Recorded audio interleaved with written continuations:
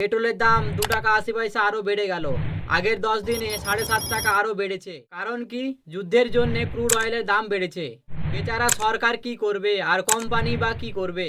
যখন ক্রুড অয়েলের দাম সস্তা ছিল তখন কি কোম্পানিগুলো অয়েল সস্তায় দিয়েছিল? তখন তো কোম্পানিগুলো পুরো প্রফিট কামিয়ে নিয়েছিল।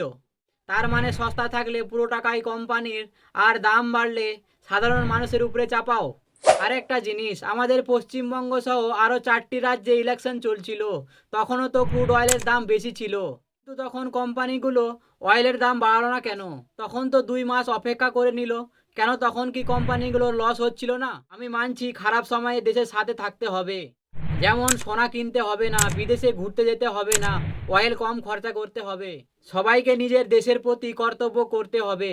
বিষয়টা ঠিক আছে, কিন্তু প্রত্যেকবারের কর্তব্য সাধারণ মানুষেরাই কেন ভুগবে, কোম্পানিগুলো কেন নয়? এই কথাগুলো আমি বুঝতে পারি না। কেউ যদি বুঝে থাকো কমেন্ট করে জানাও।